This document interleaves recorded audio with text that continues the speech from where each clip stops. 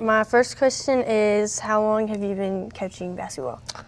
Well, I've been a head coach for 14 years, and I was an assistant for 4 years before that. So this will be 18 total years that I've been coaching basketball.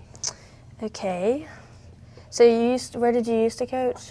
The school I'm leaving right now is Jefferson High School. I was there for 7 years, and then as the head coach, and then the school before that was Northwest Whitfield High School, and I was the head coach there for 7 years as well. Okay. So my next question is, how do you plan to build relationships with your players in and out of the gym? Okay. That's probably what I'm the most excited about, is getting started, and obviously getting to meet you today was cool, and just getting to meet everybody and just trying to, learn as much as I can about the players and kind of what they enjoy doing, and just getting to know them and their families. And I think relationships are the most important thing when it comes to coaching. Without good relationships, it's hard to get buy-in and trust from the players, and so that's something that we'll be looking to try to build, and doing some things together as a team outside of the gym is something that I enjoy doing too, because then everybody can kind of relax and not worried about what's going on the floor so much, and it's easier to open up and kind of get to know each other. Okay, I like that. Oh, this one's a harder one. So how do you plan to motivate your players when we're down and losing and a slump, basically?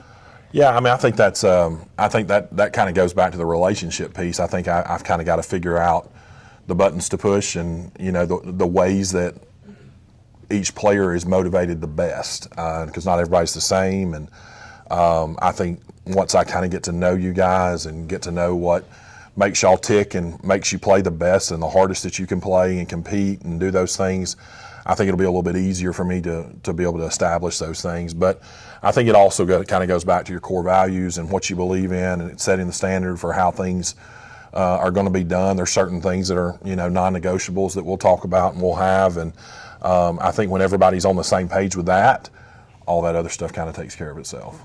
Okay. What was one of your favorite memories from your past coaching experience? This is probably going to sound funny, but probably the worst year record-wise I had at Jefferson. We went 10-18 one year. We started 5 sophomores, and we were really, really, really young, and had a really, really tough year, and then found a way to win the region championship at the end of the year. So that was really cool.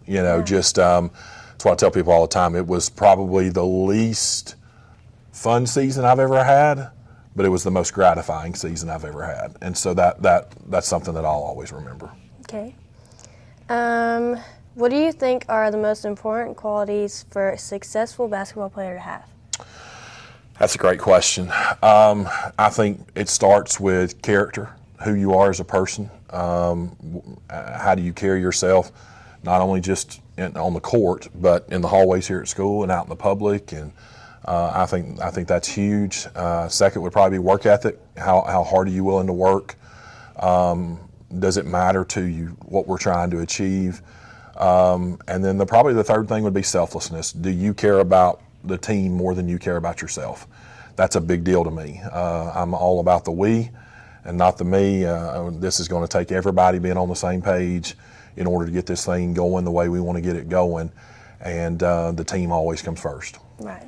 Okay. So my last question was, is there a key factor that motivated you to move back to Dade and coach the girls team?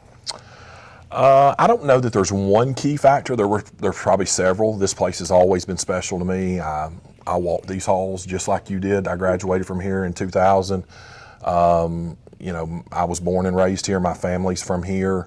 So that had, I'd be lying if I didn't say that had something to do with it. But there's always been a part of me that's wanted to come back here and take this job. This is a really, really good job. This program has a ton of history, and I want to be involved in getting that thing going back in the right direction and continuing to build on that history that this program has. Okay, I think that's all we got for now. So thank you, Sydney. Thank Enjoyed you. it. Have a good day.